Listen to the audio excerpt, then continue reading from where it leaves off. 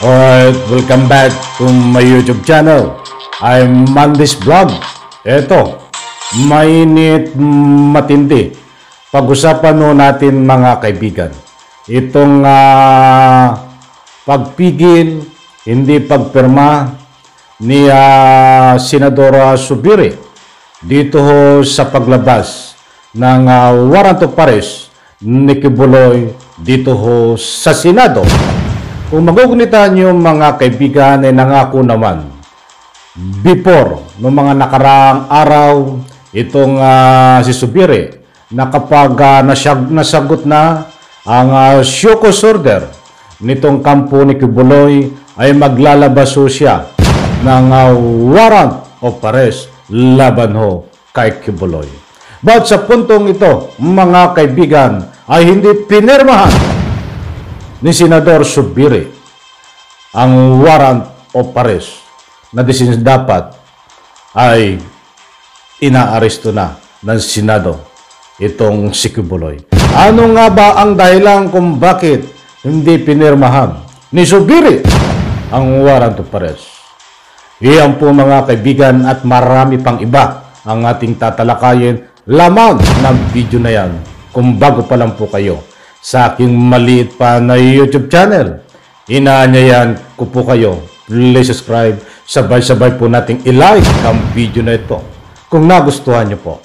Ako'y muling nakikiusap mga kaibigan, kung pwede lang, patapusin po nating panoorin ang kabuuan ng vlog na ito kapag may pagkakataon po tayo at nang sa ganon, lubos po nating maunawaan. Heto na, kaibigan, samahan niyo po akong panoorin.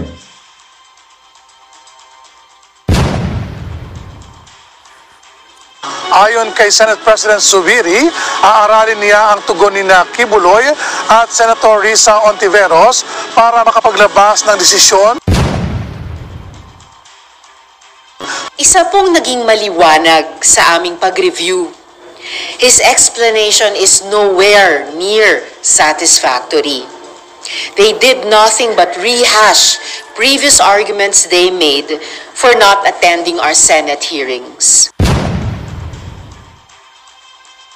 This level of mockery of a constitutional exercise of duty by a committee of the Philippine Senate is unprecedented and disturbing, and further confirms Kibuloy's undue refusal to appear before the committee pursuant to Section 18 of the Senate Rules.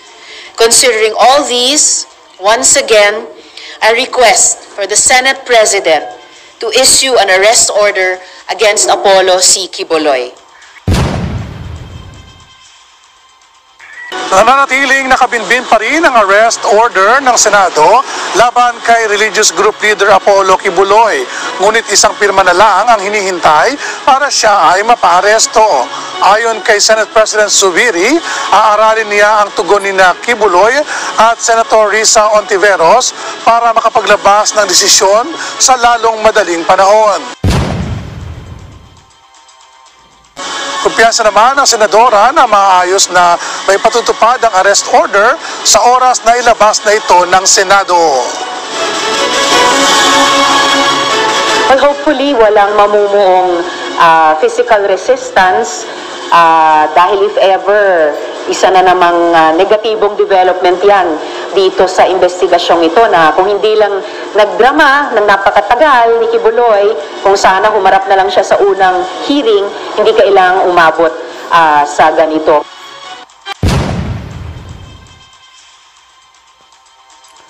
Alright, shoutout po sa lahat mga kaibigan UNTV.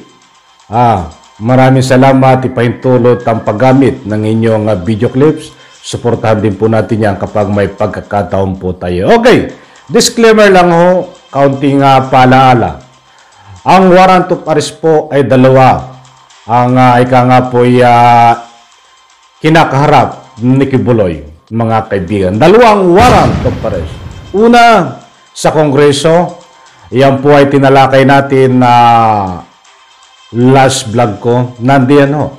At naka on the record para naman hindi kayo maparatangan ng fake news, ay yan po ay hindi hinadlangan diyan sa Kongreso mga kaibigan, at ngayon ho ay patuloy at gumugulong ang pag-aristo ho diyan po kay Kibuloy kung saan man siya naroroon ngayon, at hindi po natin pwedeng ihatid kung ano man ang mga galawan ng ating kinaukulan, kung sino man ang I'm very sorry, ang umaaresto dito sapagkat yan ay may usapin na galawan na confidential, kung ano man ang taktika, strategy nila kung paano ang pag-aristo ng mapayapa dito kay Kibuloy. Maliwanag po mga kaibigan. Ang Kongreso po ay gumugulong ang warrant of arrest, walang humadlang.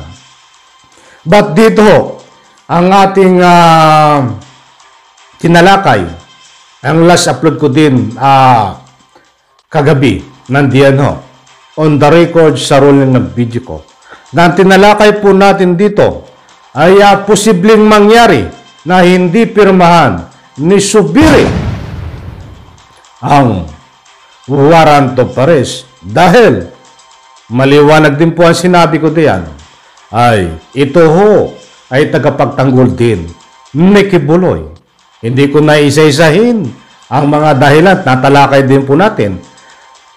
Nasabi ko, naulitan ko ngayon, datapuat in relation, muli dito sa ating pagtatalakay, ay nagkatotoo na ang aking mga punto de vista, public opinion, na nandiyan sa rolling ng video.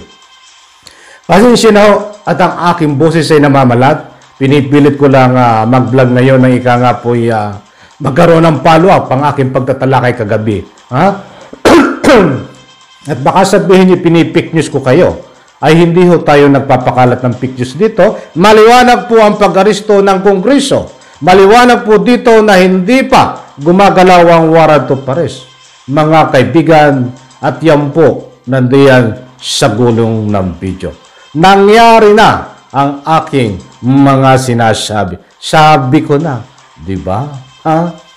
Matindi. Mga kaibigan, ito po ay Senate President.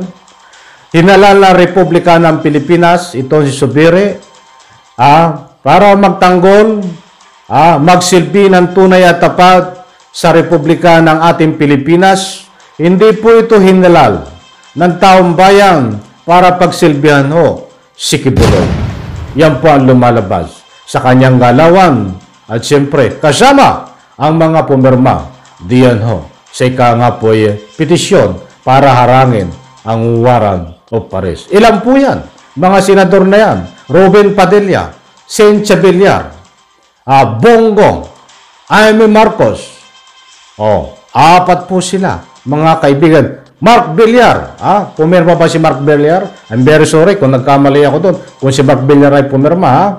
Basta yan, lahat po ng pumirma na ika nga po mga senador yan po ay kasamahan din ang pag-iisip nitong si Subiri na tagapagtanggol ho ni Kibuloy. Ano po ang dahilan, mga kaibigan, nitong si Senador Subiri? Napawang mga ika nga po hindi katanggap-tanggap na kanyang argumento. Dahil noona pa man, pagsilbi lang unang subpina dito kay Kibuloy ay hinarang din niya po. Ano ang klaseng pagharang niya? Inupuan. Kunwari ay may pinuntahan siya.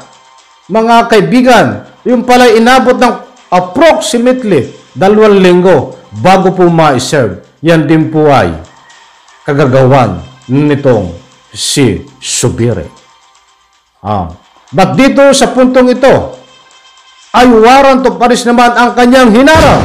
Ano ang mga taktika niya naman ngayon? Nakalukuhan. Ang akala siguro tayo ay mga tanga.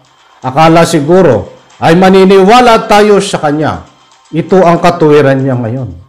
Re-reviewin niya muna itong mga sagot ni Kibuloy at siyempre itong mga sagot ni Senador Risa Hontiveros tungkol dito sa Shukos order. Anak ng katakot-takot.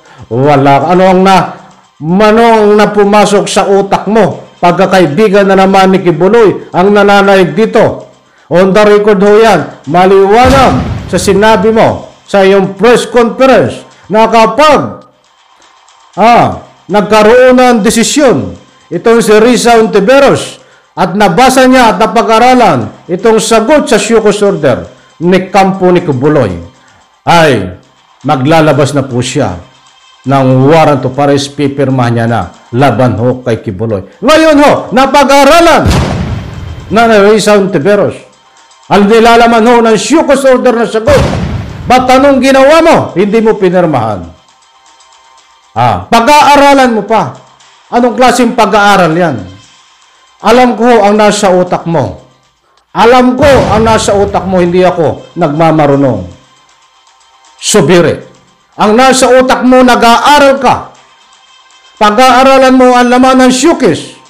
Para nang sa ganun, gumagawa na naman kayo ng mga palasut.com para hindi maisulbi as soon as possible ang warrant of arrest, isang delaying tactics. Pag-aaralan mo kung paano ma-delay. Yan po ang katotohanan, mga kaibigan. Anong klaseng pag-aaral ang ginagawa mo dito, Subiri? Ano? Siguro mga kaibigan, pansinin niyo ho. Hindi po tayo nagmamalinis, nagmamarunong dito. Karapatan po natin na ikangay anuman ang galawan nitong mga ganitong tiwaling politiko. Kahanay po ito sa mga tiwali na politiko. Dahil pinapaikot tayong taong bayan, malinaw po sa kanyang mga galawan diyan sa Senado ay isang protektor ni Kibuloy. Ito nga Senate President na ito. Mga kaibigan, pinaubaya niya na kay Risa Ontiveros. According sa kanyang mga binitawang salita, before na kapag pinag-aralan niya, tapos ng pag-aralan, ay pipirma niya na at ilalabas ang warrant of arrest. Subalit kabaliktaran ho ang nangyari. Panibagong pag-aaral na naman at nang sa ganun, makalusot si Kibuloy. Yes, datapwat. Bawat hakbang, bawat galaw nyo, subiri. Ilang araw lang, ika nga po, magsasaya kayo sa inyong mga hakbang. Napigilin ang warrant of arrest.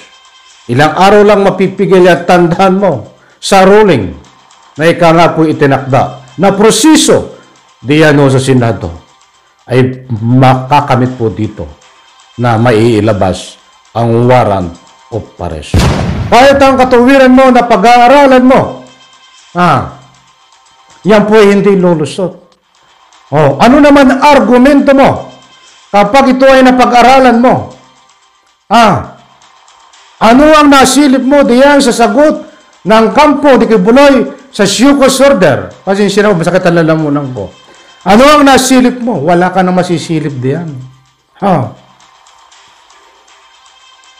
Alam ko, nakuha niyo mga kaibigan, ang gusto kong upunto. Sumisilip ng butas para nang sa ganun ay hindi maisip ang warrant of arrest para makaligtas si Kibuloy.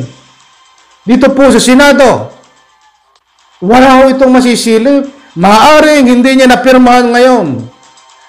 Dahil may sinisilip siya. Maaaring hindi niya napirmahan ngayon dahil pinapag-aralan niya. Pero hindi ho mananaig yan. Tandaan niyo mga mahal ko, taga-subaybay.